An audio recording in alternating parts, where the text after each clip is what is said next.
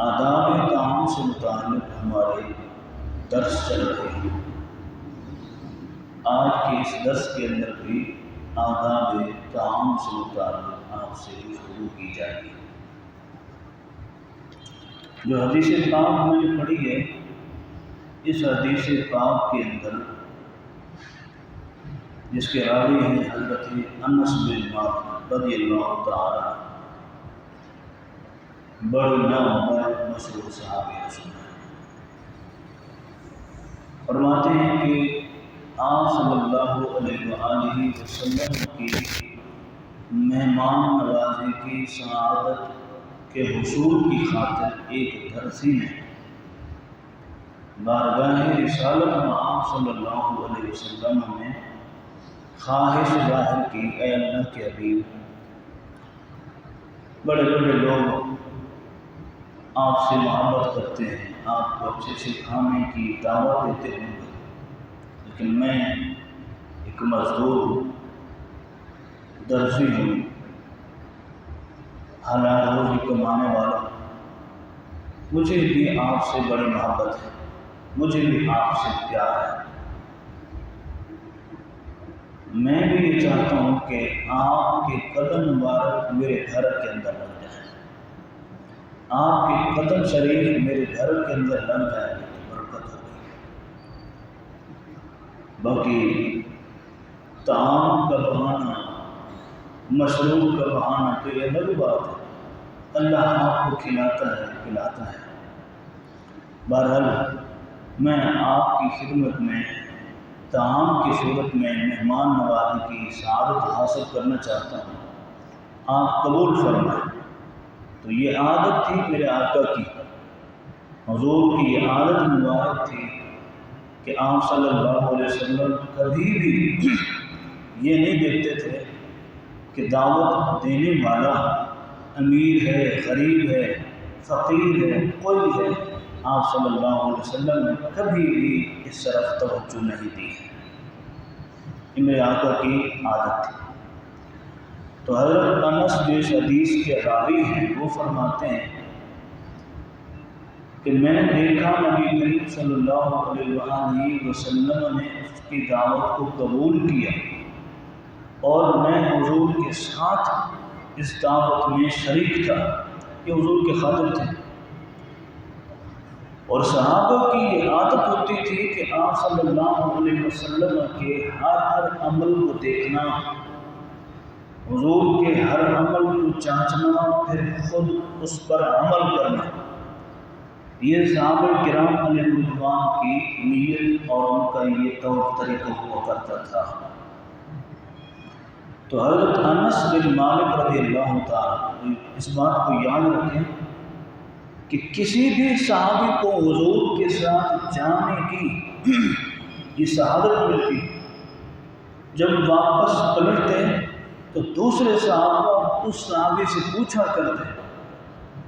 کہ جب آپ حضور کے ساتھ گئے تھے، حضور کے ساتھ آپ نے اتنا وقت گزارا ہے، حضور کے کون کون سے عمل کو آپ نے دیکھا ہے، ذرا ہمیں وہ بتائیے۔ تو وہ صحابی جو کچھ دیکھتا، جو کچھ سنتا، وہ سب آ کر کے دوسرے صحابہ کو بتایا کرتا تھا۔ دین کی تبلیغ کا ایک انداز یہ بھی رہا ہے کہ اچھی باتیں سن کر کے خود دوسروں کو بتانا، ایک انداز یہ بھی رہا ہے۔ تو وہ صحابہ پھر آ کر کے دوسرے صحابہ کو بتایا کرتے ہیں، اور اگر انہیں نہیں علم ہوتا کہ فلاں کو حضور کے ساتھ جانے کی سعادت حاصل ہوئی، نہیں علم ہوتا، تو پھر وہ خود آ کر کے بتاتے ہیں۔ تمہیں معلوم نہیں ہوگا،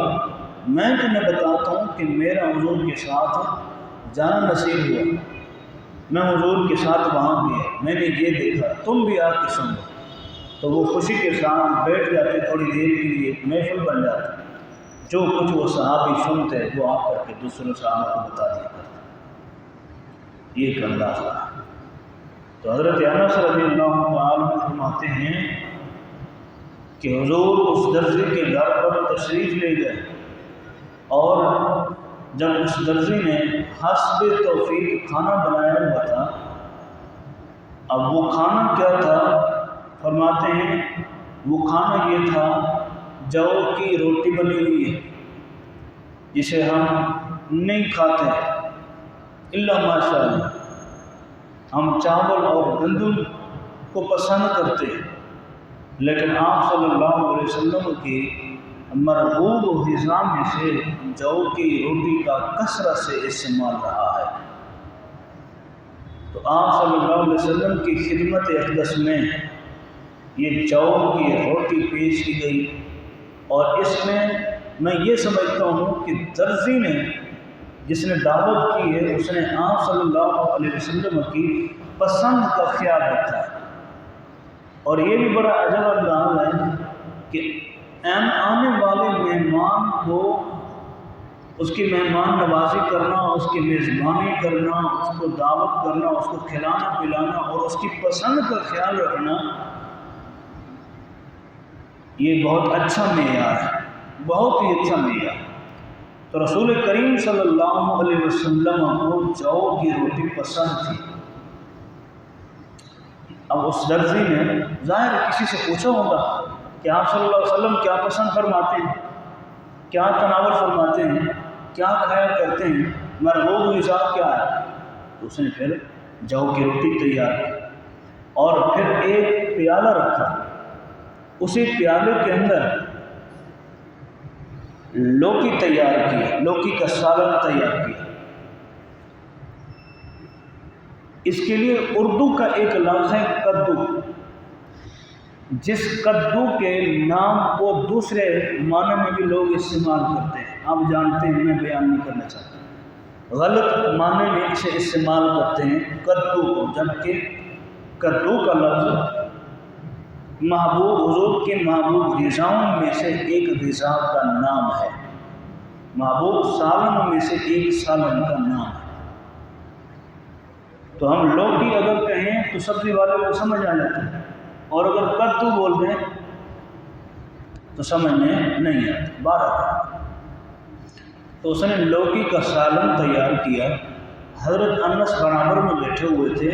اور انہوں نے کہا میں حضور صلی اللہ علیہ وسلم کے اس کھانے کے عمل کو دیکھ رہا تھا کہ آپ صلی اللہ علیہ وسلم لقمہ کیسے توڑتے ہیں اور لقمے کو سالن کے اندر کیسے ڈبوتے ہیں اور کیسے کھانے کا آغاز فرماتے ہیں۔ حضرت انس فرماتے ہیں یہ عمل دیکھتے دیکھتے ایک مرتبہ میں نے دیکھا کہ اسی پیالے کے اندر آپ صلی اللہ علیہ وسلم یوں انگلی مبارک گھما رہے تھے، یوں انگلی گھما رہے تھے۔ اچانک سے فرماتے میں نے دیکھا آپ صلی اللہ علیہ وسلم لوکی کی کانسیں نکال کر کے کھا رہے تھے۔ تو فرماتے ہیں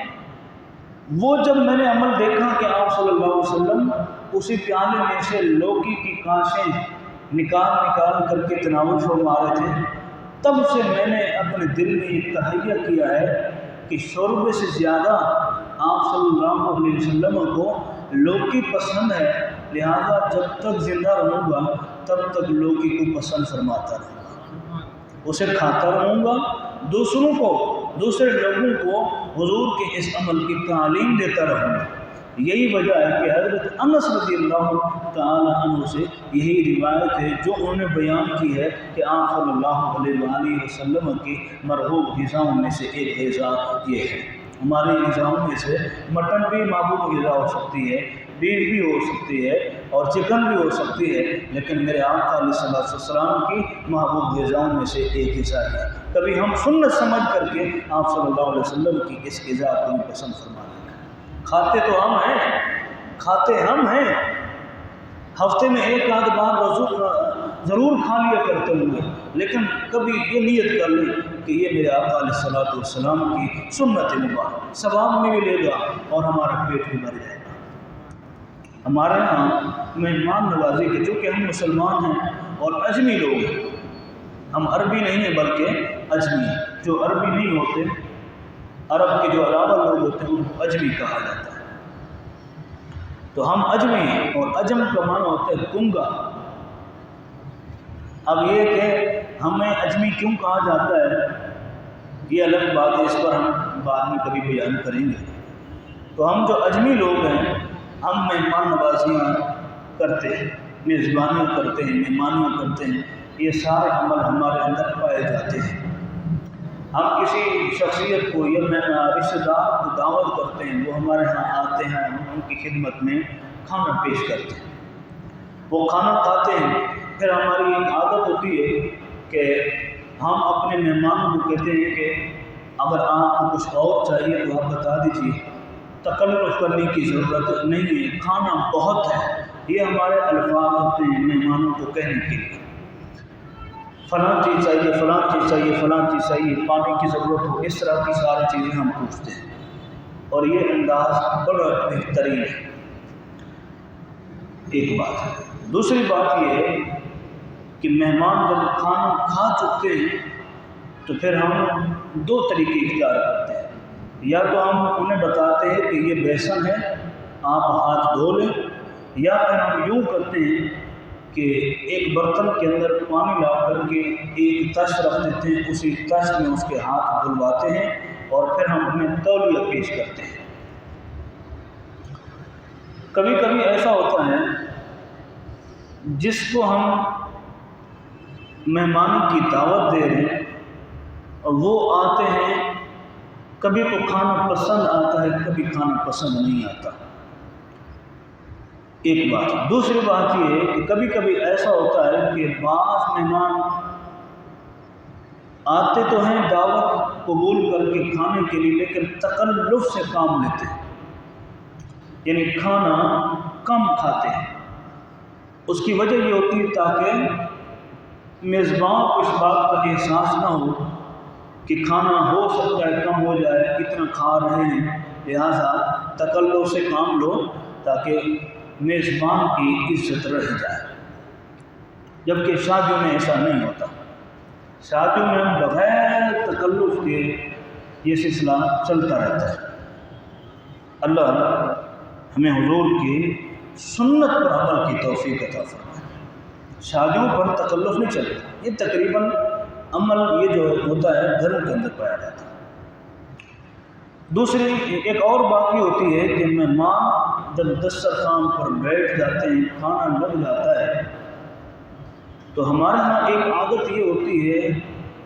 کہ اگر فیملی اچھی ہے، اچھے لوگ ہیں، رشتہ دار بھی اچھے ہیں، مہمان بھی اچھے ہیں، تو اچھی اچھی باتیں دسترخوان پر ہو رہی ہوتی ہیں۔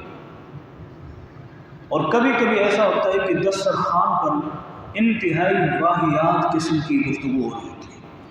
اس واہیات قسم کی گفتگو کو نبی کریم صلی اللہ علیہ وسلم نے منع فرمایا۔ دسترخوان پر بیٹھ کر کھانا کھانے کے دوران خاموشی کو بھی آپ صلی اللہ علیہ وسلم نے منع فرمایا ہے۔ حضور نے فرمایا یہ ہماری غیروں کے ساتھ مشابہت ہے، لہذا اس مشابہت کو توڑ دو، اچھی سی باتیں، صالحین کی گفتگو، صالحین کی حکایتیں، ان کی نیک باتیں دسترخوان پر بیٹھ کر کے ہمیں کرنی چاہیے۔ حضرت عبداللہ بن مبارک رضی اللہ تعالی ان کی طبیعت، ان کی عادت یہ تھی کہ جب مہمانوں کو دسترخوان پر بلاتے اور ان کے سامنے کھانا رکھ دیتے تو آپ جب دیکھتے کہ فلاں مہمان کھانا نہیں کھا رہا یا تکلف سے کام لے رہا، ان کی طبیعت یہ تھی کہ میں نے جن مہمانوں کے لیے کھانا بنایا ہے تو وہ زیادہ سے زیادہ کھائیں، زیادہ سے زیادہ کھائیں تاکہ مجھے خوشی محسوس ہو۔ ظاہر ہے میزبان بناتا ہی اسی مقصد کے لیے تاکہ سارے مہمان پیٹ بھر کے کھانا کھائیں، اسے خوشی ہوتی، اور اگر کم کھائیں تو اسے خوشی نہیں ہوتی۔ تو حضرت عبداللہ بن مبارک رضی اللہ تعالیٰ عنہ جس مہمان کو دیکھتے کہ وہ کھانا کم کھا رہا ہے، آپ کے حیا کی وجہ سے کہ اتنی بڑی شخصیت نے ہمیں کھانے کی دعوت دی ہے اور ہم ان کے سامنے پیٹ بھر کر کے کھانا کھائیں، ہو سکتا ہے ان کے دل میں آئے کہ یہ تو اتنا کھا رہا ہے، یہ اتنا کھا رہا ہے، یہ اتنا۔ میزبان کو اس طرح کا خیال نہیں رکھنا چاہیے۔ ہر انسان کی اپنی طبیعت ہوتی ہے، وہ زیادہ کھاتا ہے، کوئی نارمل طریقے سے کھاتا ہے، کوئی زیادہ کھاتا ہے، کوئی کم کھاتا ہے، تو میزبان کے ذہن میں اس طرح کا تصور اور خیال نہیں جانا چاہیے۔ اور مہمان جب دسترخوان پر بیٹھے ہوئے ہیں تو آپ صلی اللہ علیہ وسلم کی تعلیمات میں سے ایک تعلیم یہ بھی یاد رکھ لو کہ ہمیں کھانا کھاتے ہوئے یہ بھی نہیں کہنا چاہیے اس کو دیکھو پتہ نہیں کتنا کھا رہا ہے، کب سے کھائے جا رہا ہے، کب سے کھائے جا رہا ہے، کب سے کھائے جا رہا ہے، پتہ نہیں کتنا کھائے گا۔ یہ بھی ہمارے دسترخوان پر بیٹھنے والے افراد کے ذہن میں اس طرح کا تصور اور خیال پایا جاتا ہے، فلاں تو اتنا ٹھوس رہا ہے، اتنا کھا رہا ہے۔ تو اس طرح کی طبیعت ہمارے ذہن میں نہیں آنی چاہیے۔ اور اگر آپ اور میں محسوس کر رہے ہیں کہ یہ فضول خرچی سے کام لے رہا ہے، اسراف سے کام لے رہا ہے، تو ہمیں اس کی تربیت ضرور کرنی چاہیے۔ تو حضرت عبداللہ بن مبارک جب دیکھتے اپنے دسترخوان پر کہ کوئی فرد حیا کر رہا ہے، شرم کر رہا ہے، کھانا کم کھا رہا ہے، تو آپ اس کے کان میں جا کر کے کہتے اگر میرے دسترخوان پر بیٹھ کر کے آپ زیادہ کھانا کھائیں گے تو میں اپنی جیب سے آپ کو 1 درہم دوں گا، اپنی جیب سے 1 درہم نکال کے دوں گا اگر آپ نے زیادہ کھانا کھایا۔ تو پھر وہ شخص جس کے کان میں آپ جا کر کے بولتے ہیں کہ میں 1 درہم تجھے دوں گا، تو پھر آپ تھوڑی دیر کے بعد دیکھتے ہیں وہی نوجوان، وہی شخص زیادہ کھانا کھا رہا ہوتا، تو آپ کو پھر خوشی محسوس ہوتی، یعنی کسی نہ کسی طریقے سے آپ یہ حربہ اپناتے کہ یہ بندہ کھانا زیادہ کھائے جس کے لیے میں نے بنایا تاکہ ضائع نہ ہو جائے اللہ کی نعمت۔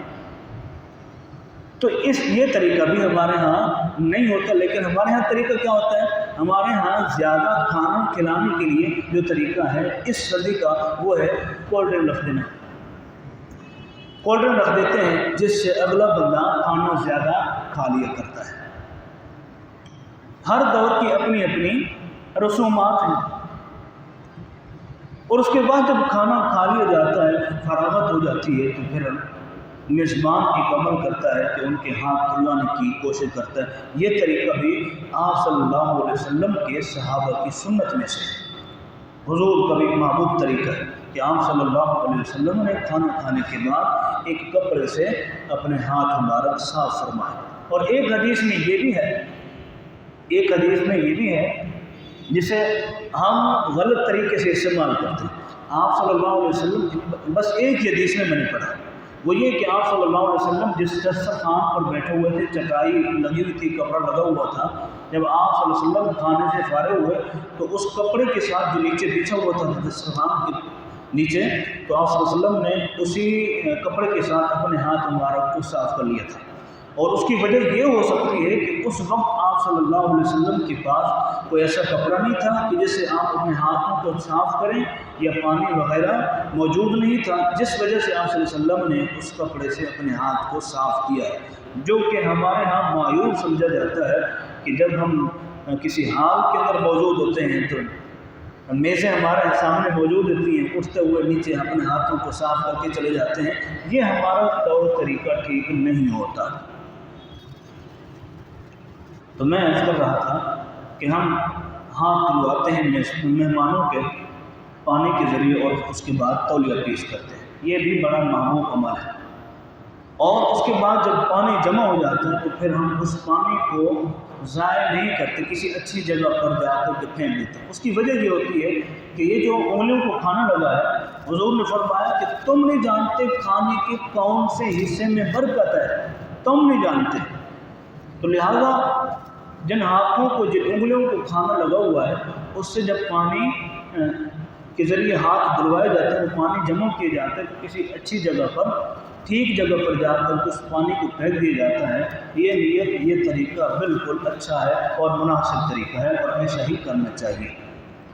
ہارون الرشید کا ایک واقعہ میں نے پڑھا ہے، میرے پاس یہ کتاب ہے احیاء العلوم، امام غزالی رحمۃ اللہ۔ اس سے پہلے جو میں نے بات کی وہ بھی امام غزالی رحمۃ اللہ تعالیٰ نے بیان کی۔ امام غزالی رحمۃ اللہ تعالیٰ فرماتے ہیں کہ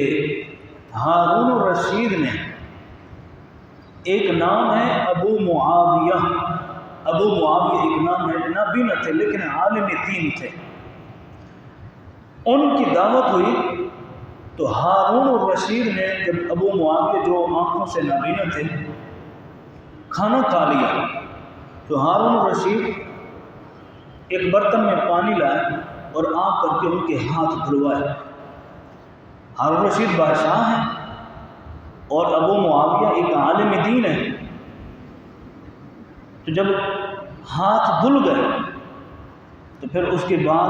ابو معاویہ کے کان میں ہارون الرشید نے کہا یا کسی اور شخص نے کہا کہ جس نے تمہارے ہاتھ دھلوائے تمہارے علم ہے کہ کون تمہارے ہاتھ دھلوا رہا تھا؟ تو انہوں نے کہا کہ میرے علم میں نہیں ہے، میں چونکہ آنکھوں سے نابینا ہوں، میں دیکھ نہیں سکتا، مجھے تو معلوم ہی نہیں کس نے ہاتھ دھلوائے۔ تو پھر کہنے والے نے کہا کہ جس نے تمہارے ہاتھ دھلوائے ہیں وہ وقت کا حاکم، وقت کا بادشاہ